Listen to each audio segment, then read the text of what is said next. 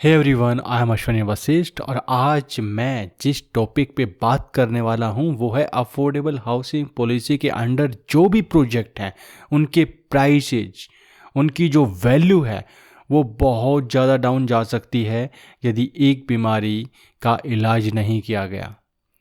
यहाँ तो एंटीडोट बनना ही होगा, अदरवाइज फिर रेडी रहें अपनी प्रॉपर्टीज़ के प्राइस जिस तरीके से बढ़ने चाहिए उतने नहीं बढ़ पाएंगे। ज़्यादा टाइम वेस्ट नहीं करेंगे, मैं सीधा बताता हूँ कि ये क्या बड़ी बीमारी है। ये है आजकल जो पॉलिटिकल फीवर है वो अफोर्डेबल हाउसिंग प्रोजेक्ट्स में बहुत बुरी तरह से फैल रहा है। जी हाँ, आप कहेंगे कि पॉलिटिक्स हो तो हर जगह है, आप प्राइवेट बिल्डर में चले जाइए। अरे भैया, प्राइवेट बिल्डर में 50% भी नहीं है, 50% छोड़िए यार, आपका 1/4 भी नहीं है। और यहाँ पर क्या है, यहाँ पर इतनी ज़्यादा पॉलिटिक्स है। हर कोई बंदा बोल रहा है कि मैं RWA का सदस्य है, मैं RWA, हर कोई बंदा, यानी कि एक, और उसके बाद कुछ लोग कि हम इनके अपोज में हैं और लोग उनके पीछे बटे हुए हैं।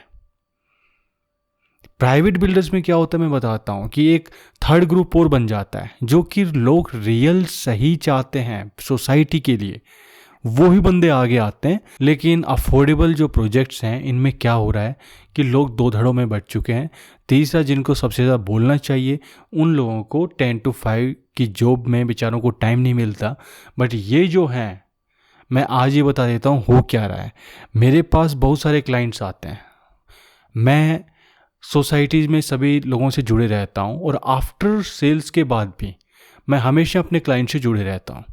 और जब उनसे व्यू निकल कर आ रहा है या फिर जो नए बायर्स हैं उनसे, जो मुझे कम से कम 2-3 क्लाइंट ऐसे बोल चुके हैं कि सर यहाँ मैंने देखा था, मैं प्रोजेक्ट का नाम नहीं लूँगा यार, क्यों मार्केट ख़राब की, बट मैंने यहाँ पे देखा था, मेरा रिलेटिव रहता है, वो बोलता है भाई यहाँ तो बहुत बुरा हाल है, मिसमैनेजमेंट है, यहाँ पे तो चप्पल तक चोरी कर लेते हैं लोग।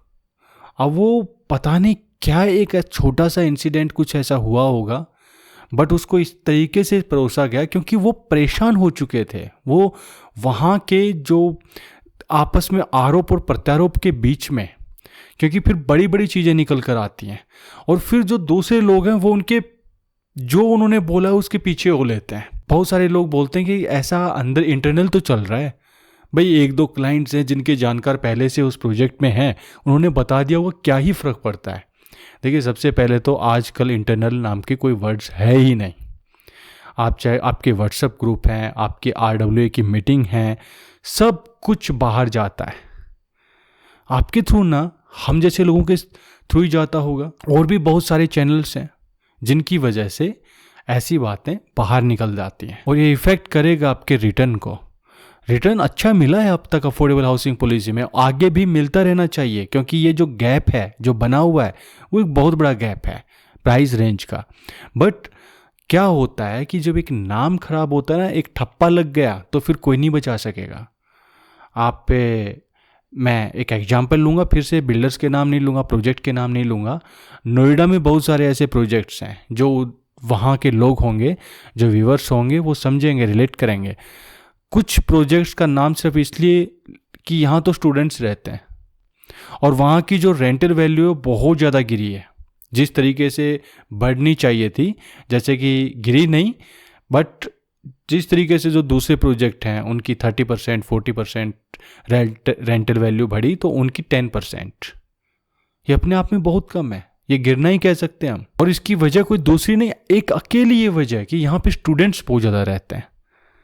अब अचानक ऐसा नहीं हुआ, वो धीरे धीरे हुआ, लेकिन लोगों ने होने दिया। और भी बहुत सारी ऐसी पॉलिसीज हैं जिनके बारे में अब क्या नाम लें, बट उनके ऊपर ठप्पा लग गया कि यहाँ पे मिसमैनेजमेंट है, यहाँ पे सिक्योरिटी सेफ्टी की इशू रहता है, तो उस वजह से बहुत ज़्यादा लॉस होता है उस पर्टिकुलर पॉलिसीज को या फिर प्रोजेक्ट को।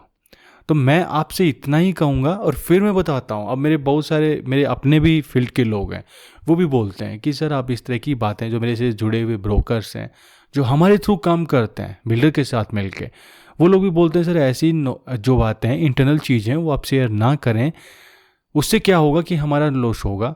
बट मैं उन मेरे दोस्तों को भी बता देना चाहता हूँ, इनसे लॉस नहीं, इससे फ़ायदा ही होता है।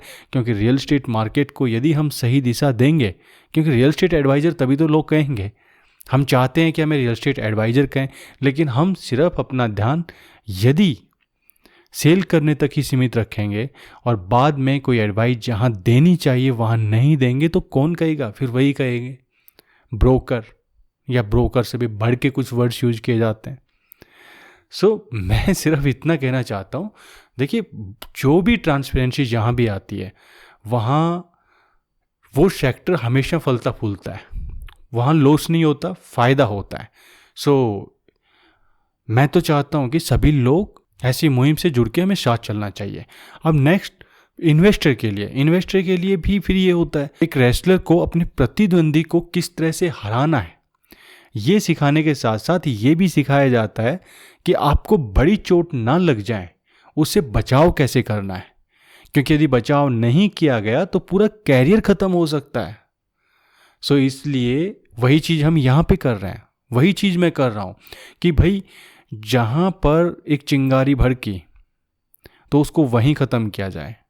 और ये हो रहा है अफोर्डेबल हाउसिंग पॉलिसी में, जिस तरीके से RWAs बन रही हैं, आपस में लड़ाइयाँ चल रही हैं, और ये मैक्सिमम प्रोजेक्ट्स में हो रहा है। नाम लेना कोई ज़रूरी नहीं है, आप अफोर्डेबल प्रोजेक्ट्स में जाकर देखोगे, हो सकता है उनमें सुधार आए। क्योंकि यहाँ पर बहुत सारे ऐसे लोग हैं जो अभी कॉलोनीज से निकल कर और सीधा हाई राइज बिल्डिंग्स में आए हैं। लगेगा बुरा थोड़ा, बट सच है। तो उसमें क्या है, आपने देखा होगा कॉलोनीज में किसी घर के सामने गाड़ी तक किसी ने खड़ी कर दी तो लड़ाई हो जाती है। तो वो चीज़ें एकदम से बदलाव नहीं होगा, वो धीरे धीरे होगा, और हुआ तो सही रहेगा, नहीं हुआ तो मैं कह रहा हूँ वो स्टैंप लगनी बाकी है। स्टैंप लग गई जिस दिन, उस दिन आपके आपके रिटर्न पे बहुत बड़ा इफेक्ट पड़ने वाला है। अब ऐसे तो ये कहेंगे कि भाई सस्ता है, लोगों के पास ज़्यादा ऑप्शन है ही नहीं, तो कहाँ जाएंगे? इतनी अच्छी मार्केट, इतना रेट ज़्यादा जा चुका है रियल एस्टेट में। अरे भाई कम और ज़्यादा रेट का कोई इफेक्ट नहीं होता। मैं फिर कहता हूँ, आपके EWS रहे सस्ते हैं, बहुत ज़्यादा सस्ते हैं, और हो सकता है किसी की नीड ही इतनी है 1 RK की, लेकिन फिर भी अफोर्डेबल में लोग क्यों जाते हैं? फर्स्ट प्रायोरिटी यदि एक अच्छा ठीक ठाक बजट है तो अफोर्डेबल क्यों होता है, EWS क्यों नहीं होता है? क्योंकि वो तो सस्ता होता है, और नीड यदि 1 RK ही है तो फिर भी चूज हम करेंगे अफोर्डेबल, बेशक ज़्यादा रेंट दें। बहुत सारे डिफरेंसेस हैं, यहाँ पे बताना ज़रूरी नहीं है, आप सब लोग जानते हैं, रियल एस्टेट से जुड़े हुए लोग हैं या फिर इन्वेस्टर हैं। जिस तरीके से अभी तक ग्रोथ हुई है, यदि वो आगे नहीं हुई तो सबसे बड़ा कारण यही होगा। सो मेरा काम था आगाह करना, आगे भी मैं ऐसे ही वीडियो बनाता रहूँगा। नए प्रोजेक्ट जो आने हैं उनके बारे में भी हम डिस्कस करेंगे। अफोर्डेबल प्रोजेक्ट भी हैं, साथ में लग्जरी प्रोजेक्ट भी हैं, और ऐसी कुछ रियल एस्टेट एजुकेशन से रिलेटेड कुछ वीडियोज हैं, वो भी मैं आपके साथ शेयर करता रहता हूँ। सो नेक्स्ट टाइम बहुत जल्द मिलेंगे, तब तक के लिए बहुत बहुत धन्यवाद।